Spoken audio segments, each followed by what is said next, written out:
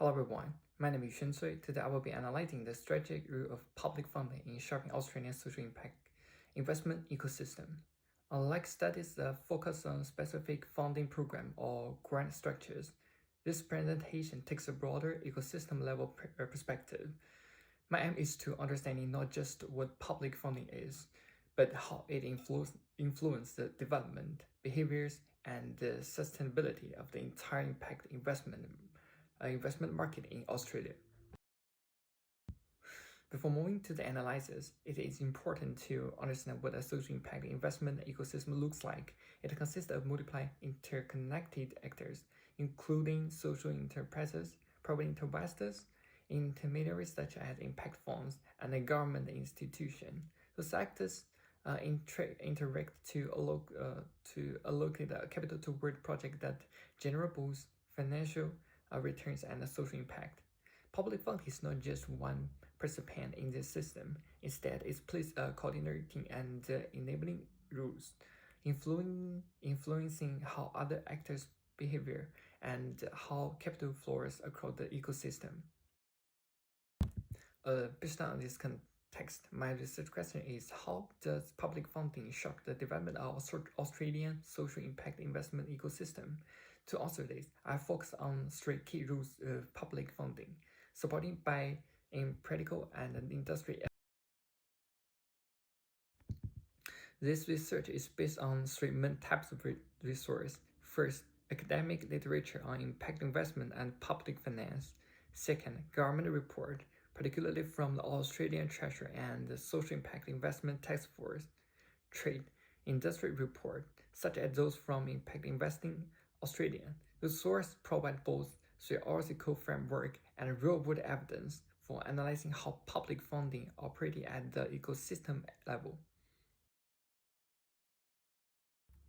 The first key rule of public funding is as a market enabler.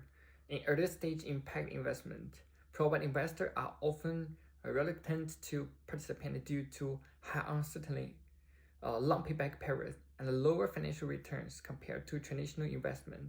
Public funding addresses this issue by observing risk and providing initial capital support. As shown in this chart, public funding accounts for approximately 70% of earlier stage financial impact project, while private capital contribute only around 30%.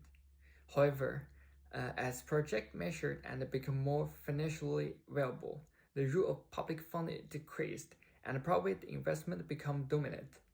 This demonstrates that public funding is not replacing private capital, but rather enabling it. It played a catalytic role, helping projects reach a stage where they can attract commercial investment. Without this earlier stage support, many social impact initiatives would fail developed, and the overall ecosystem would remain under development. The second rule of public funding is as a legitimacy builder. In emerging markets such as impact investment, one of the main barriers is the lack of trust and credibility. Investors may be concerned about the measurement of social impact, the reliability of organization, and the financial sustainability of projects. Government involvement helps address this concern. When public institutions provide funding of support, they signal that the sector is credible and worth investing in. This reduces perceived risk and encourages private investors to participate. For example, reports from Impact Investing Australia show that government-backed initiatives often attract a significantly higher level of private co-investment. In this way, public funding acts as a signal to the market, helping to replace additional capital rather than simple private funding itself. The third rule of public funding is as a gap filler. There are certain areas where provided capital is insufficient or absent.